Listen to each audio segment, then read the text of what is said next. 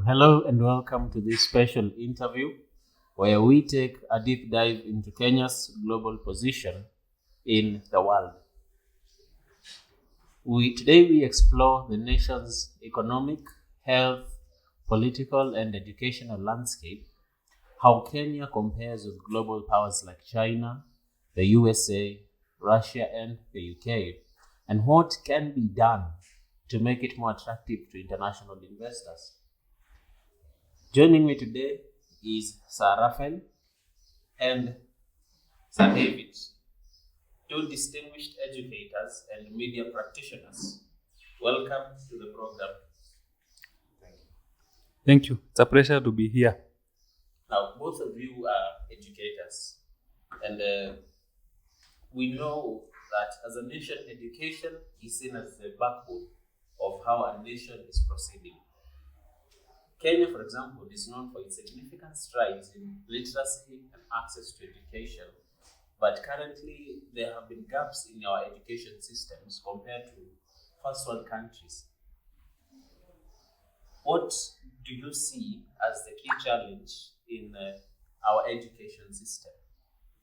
It's true, Kenya has been making great strides in literacy and access to education. However, it still faces various challenges. The first one is the curriculum gaps. The curriculum does not fully meet the modern workforce demands. For instance, while technology is rapidly evolving, many schools still emphasize outdated subjects rather than subjects that include coding, digital literacy, robotics, which leaves the students unprepared for the tech-driven job market. Secondly, you find that some of the skills are mismatched. Many graduates lack the practical skills that are required by employers.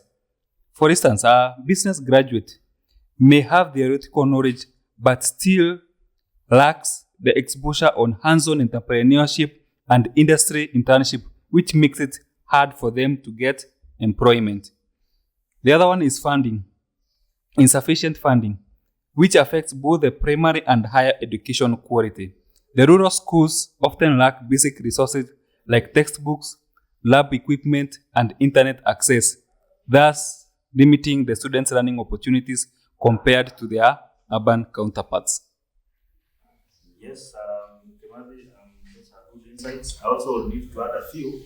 One was accessibility of higher education in sense of many students struggle with tuition cost and limited university slots.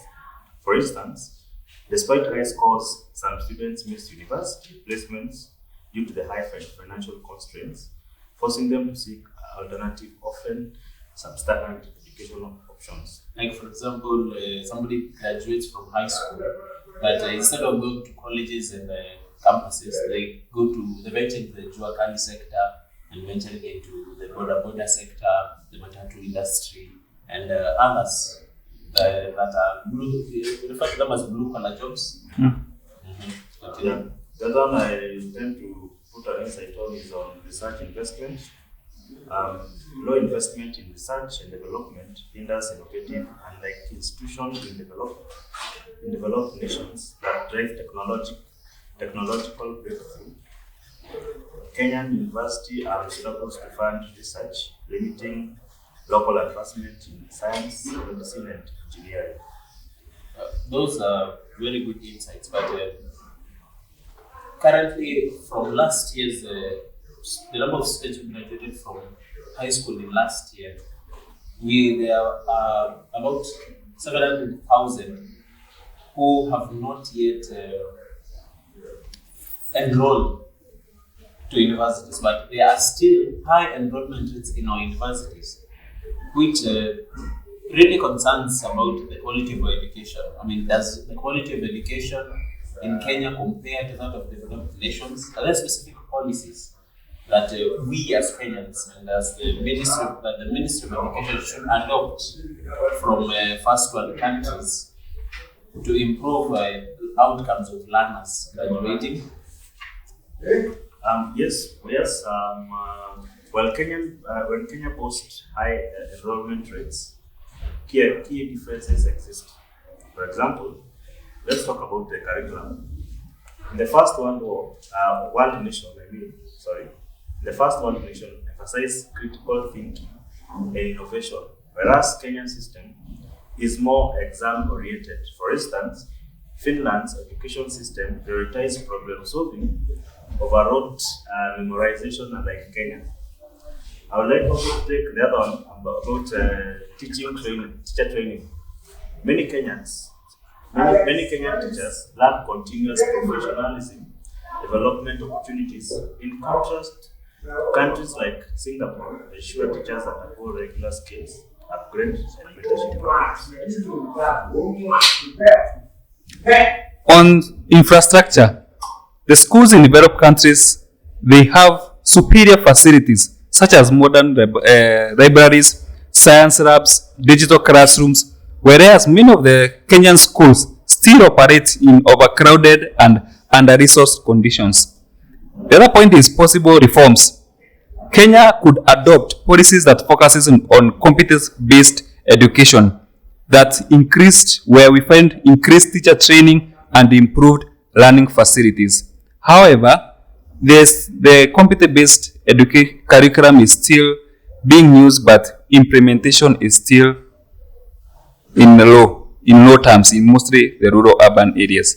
I was actually headed there. Do you think this CBC education curriculum is working as per what is expected for it to work? It's not yet working fully, as you find that this year is when we are going to have the first national examinations for those who are in grade 9, and I tend to believe that they are not yet prepared. Even the government is not yet prepared because it hasn't offered the available opportunities or the schools that these people are going to be taught for the CBC programs. Actually, I would also like to talk about it in the sense of, you see, even right now, we are teaching grade 7, 8, 9 without textbooks. The government has even delayed printing the textbooks. Government issue textbooks. Yes, the government are supposed to approve through the KICD some textbooks that they are supposed to be used in class. And we find that there are some classes that don't have the textbooks. So that is also another failure, because I think this curriculum was rushed. If the asset as educators, if you were asked, we could not have rushed this curriculum to that speed, because right now we are talking about STEM and other pathways. What will determine this learner is supposed to go to STEM, this learner is supposed to go to this other curriculum, whatever. So I think we are rushing things. So what we want to believe is they have not set the ground for CBC to continue with its curriculum to the universities and to whatever levels they will reach. Well, what I tend to think is they have set a high target of which they cannot reach as per now. As per now, they cannot reach that high target that they have set. Yeah. Interesting. Now, education is known to fuel economic growth and innovation. Education tends to foster people to create new things from things that never existed. Now, how can Kenya align its educational policies to the global standards to remain competitive, especially in the current 21st century? It is highlighted by changes in artificial intelligence, changes in how learners get to engage each other.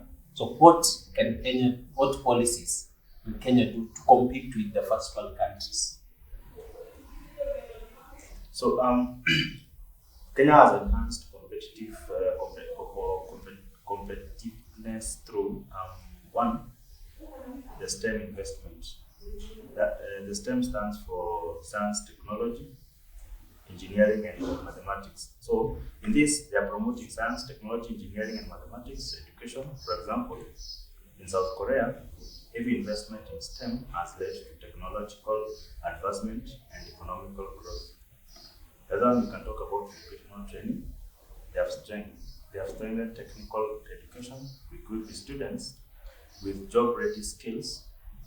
German's dual vocational training system, where the students learn on the job, is a model Kenya could adopt. I also believe that there needs to be university industrial collaboration. That this is through encouraging of partnership between universities and industries.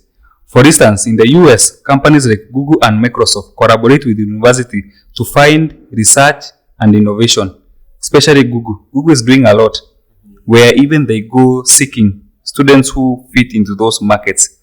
Secondly, they can improve on the digital learning adoption. That is through expanding e-learning platforms, online resources such as the Kenya Digi School initiative, but ensuring that they reach all nations, including the rural areas. Because I believe that is one of the key areas that we are failing as a country. The public school sectors, you find that most of the people, there are so many in a class, 100 people, and it's one teacher. And as teachers, do you use, how frequently do you interact with these e-learning platforms? For our case, I don't know about the others. We have we have gone through training, and most of the teachers are currently using Google Classroom, which is an online platform where teachers can post materials and even videos that students use to learn. They can even post work, and the teacher can mark it through online. We also have sessions that include other online and digital platforms, that is the use of projectors, where you project and you show videos and even YouTube videos that compasses on what you are teaching, not just what you are telling them to go and do. So it requires you as a teacher, you as an educator, to have actually analyzed what you want to teach, then come to class and present it to the students. That's what you're saying? Yes, it requires, because most of these things, you find that most of the books, they have a digital part where the students are supposed to go and research on it. But for us as a teacher, you have to do the extra work to make sure that your students are gaining. But then you find in some schools that is not being followed. They are not doing that. They just they skip that part. Yes. For example, this rural education institutions where they have no access to this.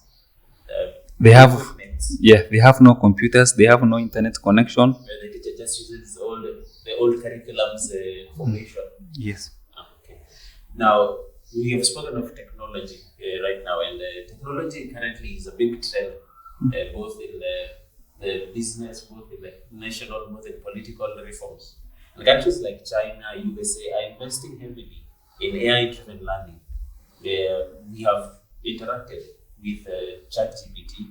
We have interacted with Quen 2.5 from, is it Microsoft? I believe it's from Microsoft. Now, how well do you believe is Kenya integrating digital learning, especially learning about artificial intelligence, and what challenges do we expect to face in this area?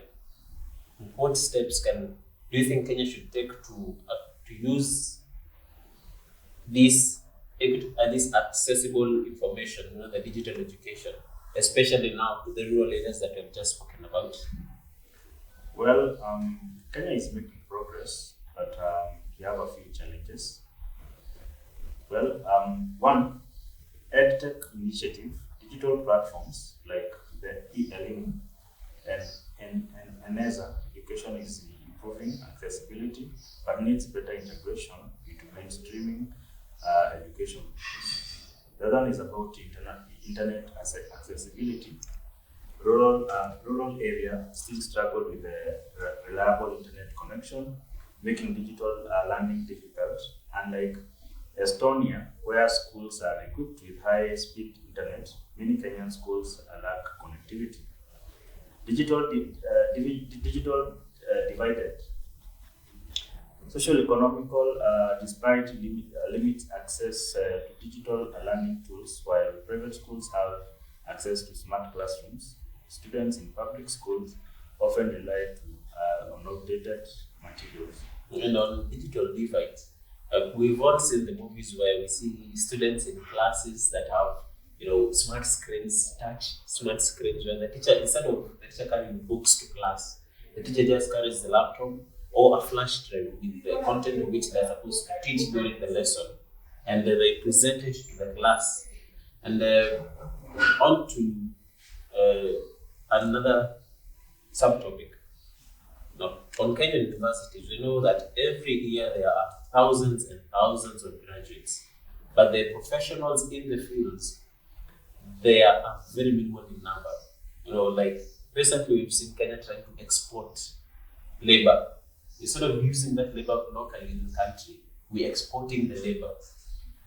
And I believe, as a student myself, I believe that brain drain is one of the key effects of this exporting of labor. Now, do you see any strategies that from these first world nations that Kenya should implement to make higher education competitive and attractive for students and professionals in these fields? Yes, many of the Kenyan professionals seek opportunities abroad due to various reasons. The first one is due to scholarship and financial incentives.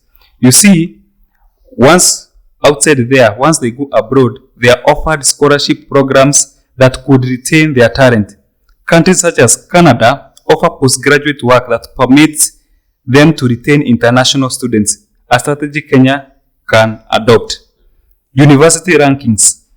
This is a measure that would play a big role in enhancing that academic institutions' reputations, which will attract and keep students. For instance, the South African university rank higher in global rankings, which attracts most of the African talent. Even Kenyans, most of them, they are going there. Yeah, and actually others are, when we were young, we used to say, when I grew up, I want to study in Oxford, I want to study in Harvard. Not because it is far away, okay, that is one reason, but it is because of the pride of studying in Harvard. When you say, I'm a Harvard student graduate, people will give you the respect that is required because you studied from Harvard. Yes, even a university like Makerere, it used to have one of the highest ranking in Africa. Makerere in Uganda. But you see, since that time, we used to have most of the Kenyans who are being exported there. I, for instance, studied there in Uganda. The reason is because the university rankings there, they are a bit higher than the Kenyan ones. And I believe also research can be funded. We fail completely when it comes to research. This is because most of the universities, they tend to look at just educating these learners and just leaving them. However, the countries abroad like the UK, they rely heavily on research, which they fund in academic and which makes it an attractive career. The other one is policy changes. Government needs to create initiatives like tax benefits for skilled professionals, which can reduce brain drain. For instance, India is one of the leading countries that has introduced initiatives that bring back tech experts to support its growing economy. Yeah, that is probably the reason why most people, when they get sick, they go to India, because we believe that India has the most educated doctors because of these changes that they are putting in place. Now, you said you studied in Makerere. Is it Makerere? No, I said I studied in Uganda. I didn't say Makerere. I studied in Kampala International University.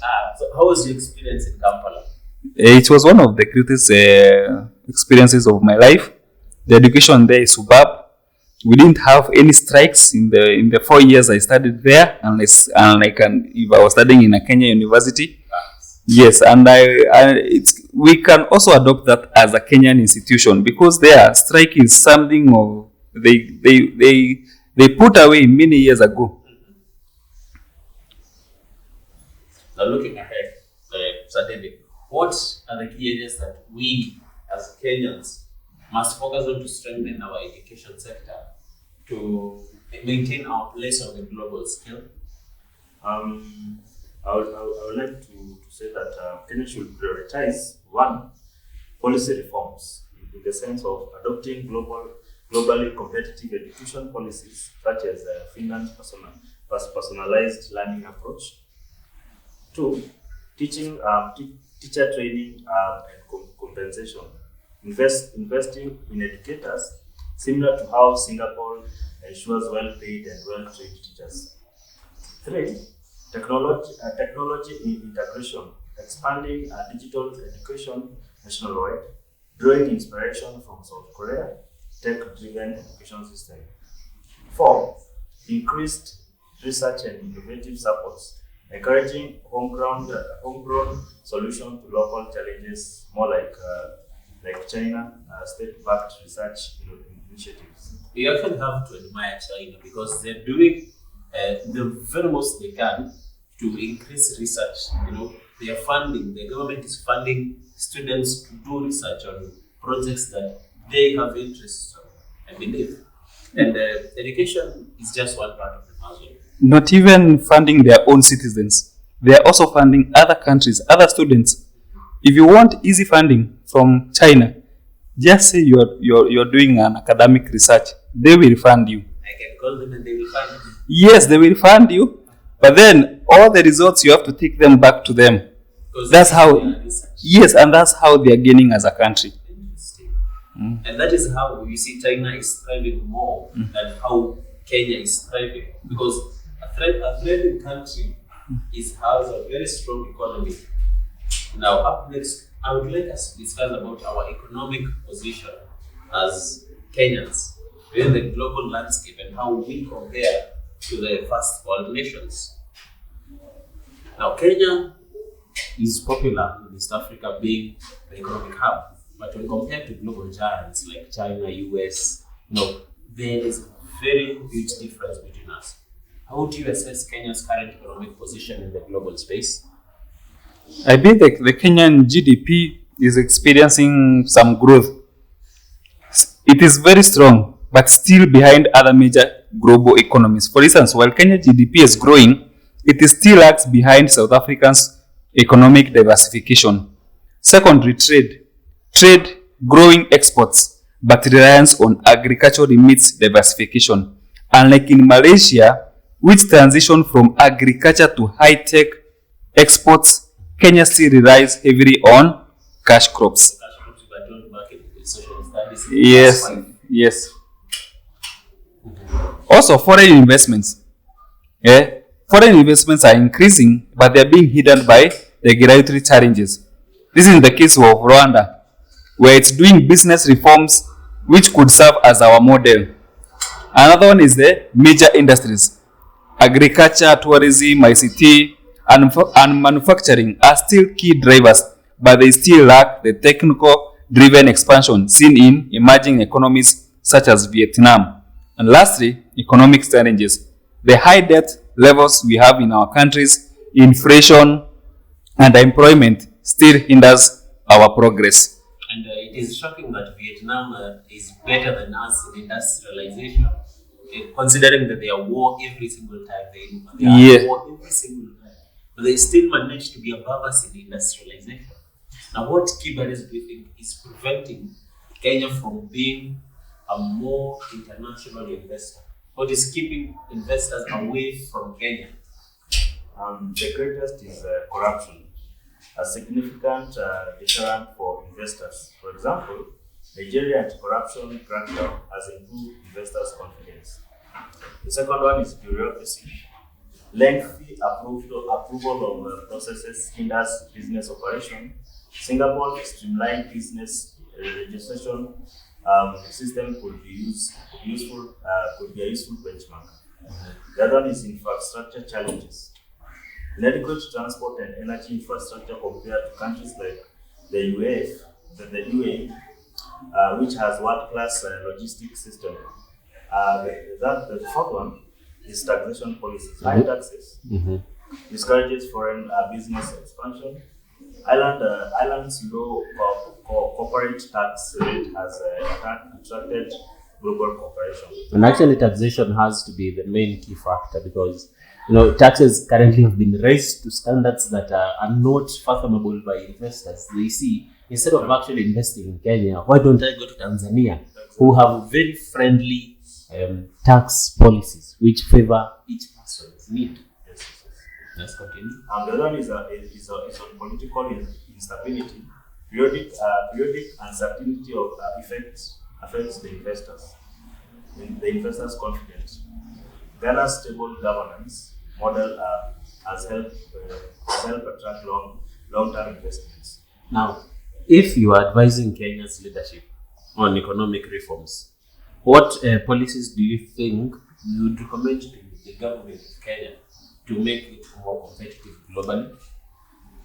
Well, one, the policies are the policy recommendation includes the tax reform, infrastructure investment, and the ease of doing business abroad. Yes, because you see, taxes, they are really doing a big one on us. They are really joining us. For entrepreneurs are currently facing a very hard time in these current tax reforms. The government proposals, they're having a very hard time.